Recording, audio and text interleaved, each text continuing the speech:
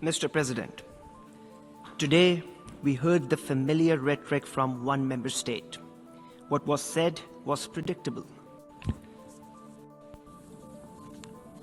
I call on the representative of Pakistan.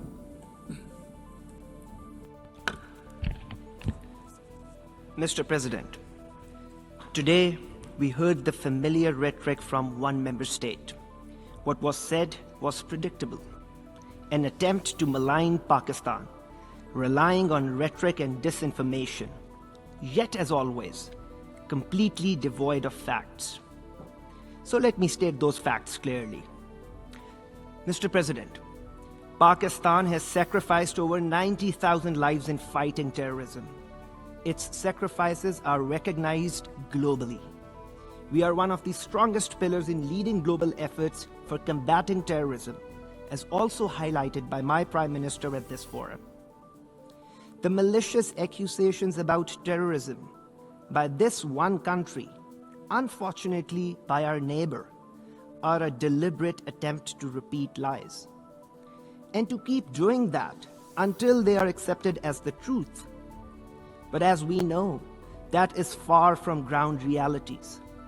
This country is not just a serial perpetrator of terrorism, it is a regional bully, a net destabilizer for the entire region, holding South Asia hostage to its hegemonic designs and radical ideology that regrettably inspires hate, divisions, and xenophobia.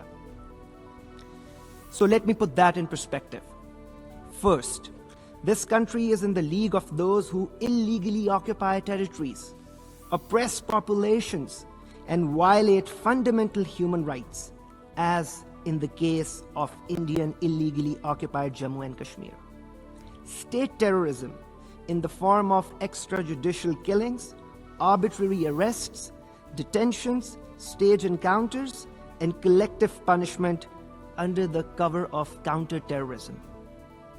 Second, it is this country which runs a sinister cross-border terrorist web and clandestine networks through its proxies, both inside Pakistan and beyond.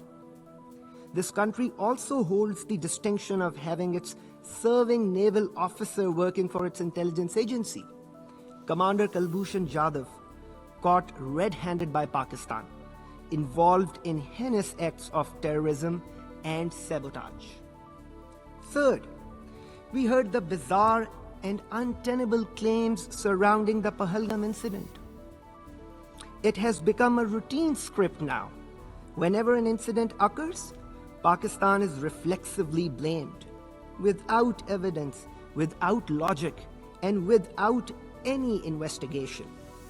Pakistan, as a responsible state, joined other members of the Security Council in condemning the Pahalgam incident. Moreover, Pakistan offered an independent and credible investigation, an offer that was flatly rejected. No surprise that till this day, no evidence related to that incident has been shared by this country. And then using that incident as a pretext and in gross violation of international law, blatant aggression was mounted against Pakistan between 7 and 10th May, which resulted in the loss of 54 innocent lives, 15 of them children, 13 women.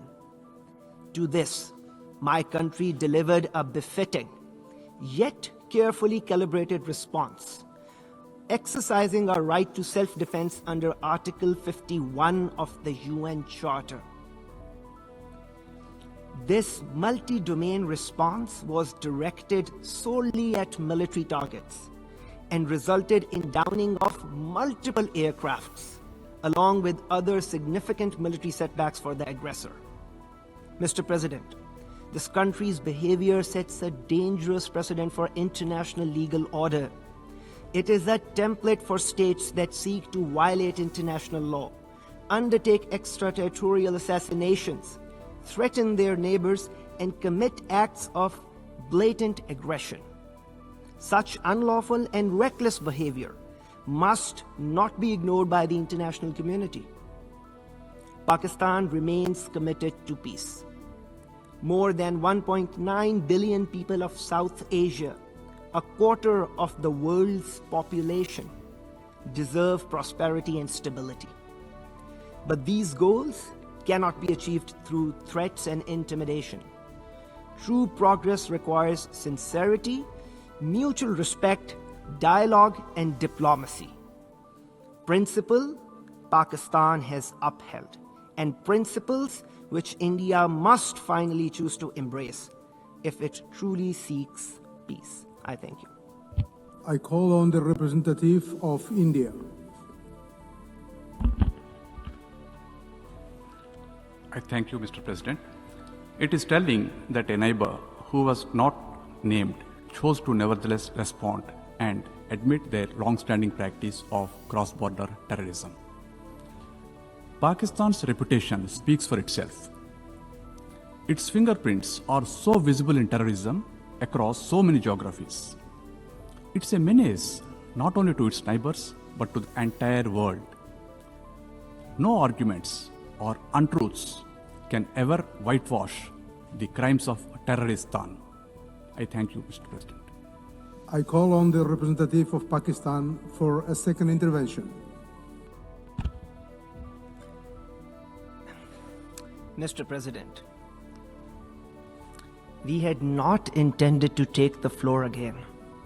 However, it is utterly shameful that India stoops so low as to distort the very name of a country, a member of the United Nations. Such language reflects neither maturity nor responsibility, but instead it exposes that India is frustrated, and it exposes its pettiness on the world stage. Resorting to mockery of a sovereign nation's name is not just undignified. It is a deliberate attempt to malign and insult an entire people. This is not a local political congregation. By engaging in this kind of rhetoric, India diminishes its own credibility, showing the world that it has basically no substantive argument to offer. Only, I'm sorry to say, but cheap slurs which are not worthy of serious discourse. And India itself has been implicated in supporting and sponsoring terrorist activities beyond its borders. There are credible reports pointing to networks which are run by the intelligence agencies to destabilize neighboring countries. And this is unfortunate. The intelligence operatives have been accused of financing and directing groups which are engaged in sabotage, in targeted killings across the world. And undermining regional stability and violating international law is a habit for India. Therefore, such actions basically expose the duplicity of its counter-terrorism claims, and they actually raise serious concerns about its role in fueling rather than combating terrorism. I thank you.